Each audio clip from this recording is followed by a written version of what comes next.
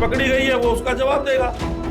Bharatiya Janata party की कोई शराब नहीं पकड़ी गई। पौड़ी में बंद पड़ी फैक्ट्री से भरी मात्रा में बरामद की गई शराब की पेटियों ने गढ़वाल लोकसभा की राजनीति गरमा दी है। कांग्रेस का आरोप है कि बीजेपी चुनाव में मतदाताओं को बांटने के लिए शराब इकट्ठा करवा रही थी, जबकि बीजेपी का कहना है कि फैक्ट्री में शराब पहले से ही थी। इन आरोप प्रत्यारोपों के बीच अब चुनाव आयोग भी इस मामले में कूद पड़ा है। आयोग ने कहा है कि उसने मामले की जांच शुरू कर दी है।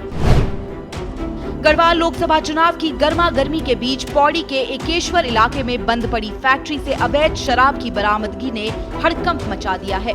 शराब बरामद हुई तो राजनीति भी तेज हो गई। दरअसल एकेश्वर की बंद पड़ी फैक्ट्री से 9000 पेटियां बरामद की गई हैं। छापेमारी करने गई पुलिस टीम को गोदाम में बाहर से ताला जड़ा मिला। फैक्ट्री बंद होने की वजह से पुलिस ने आबकारी यानी कि एक्साइज को इत्तला दी। आरोप है कि एक्साइज विभाग के अधिकारियों ने मौके पर पहुंचने में 8 घंटे लगा दिए। बाद में जब एक्साइज ने फैक्ट्री की तलाशी ली तो वहां से शराब की 9331 पेटियां बरामद हुई। आरोप है कि जांच टीम को फैक्ट्री के कर्मचारियों ने स्टॉक रजिस्टर तक नहीं दिखाया। एक्साइज विभाग ने फैक्ट्री तो सील कर दी, लेकिन अब गढ़वाल की चुनावी राजनीति गर्मा गई है। गढ़वाल के कांग्रेस उम्मीदवार गणेश गोदियाल का आरोप है कि बीजेपी ने चुनाव में बंटवाने के लिए शराब इकट्ठा की थी। मैंने थक हार कर जो सेंट्रल ऑब्जर्वर हैं चुनाव आयोग के, उन्हें शिकायत लिखित में की और उसके बाद आबकारी विभाग को उन्होंने आदेश किया और आबकारी विभाग करीब रात के 8 बजे वहाँ पहुँचा।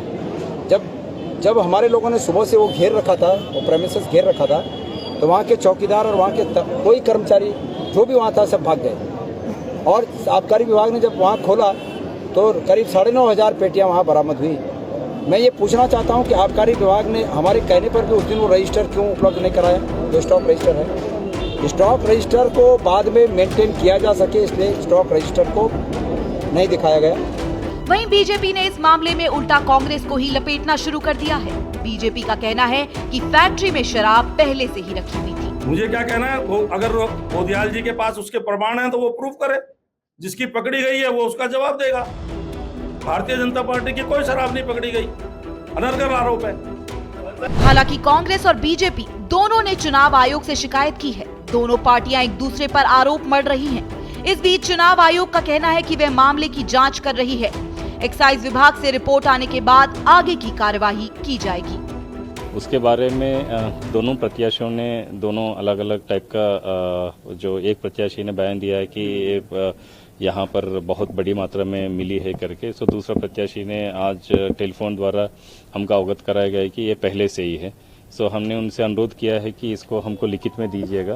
तो जब आप लिखित में जब हमारे पास आ जाएगा उसमें विधिवत जांच करके हम इसमें कार्रवाई करेंगे। बट हमारे जिला आबकारी अधिकारी द्वारा कहना है कि ये वहाँ पर पहले से ही है करके। सो लेकिन जब तक फाइनल जांच नहीं होगी उच्च स्तरीय टीम द्वारा, तब तक मैं अभी कुछ बताने की कोशिश में नहीं। अब तक की जांच में ये पता चला है कि जिस फैक्ट्री से शराब बरामद हुई है वह बंद पड़ी थी। ऐसे में सवाल ये उठता है कि चुनाव के मद्देनजर भारी सुरक्षा जांच के बीच आखिर इतनी बड़ी मात्रा में शराब अवैध तरीके से फैक्ट्री तक कैसे पहुंची। हालात देखकर तो यही लगता है कि कहीं न कहीं दाल में कुछ काला है। लेकिन जांच रिपोर्ट जब तक आएगी तब तक उत्तराखंड में मतदान हो चुके होंगे और उसके बाद फिर से इस शराब की सुध कौन लेता है, ये देखने वाली बात होगी। श्रेष्ठ उत्तराखंड पर खबरों से जुड़े रहने के लिए चैनल को सब्सक्राइब करें, बेल आइकन दबाएं और देखते रहें श्रेष्ठ उत्तराखंड।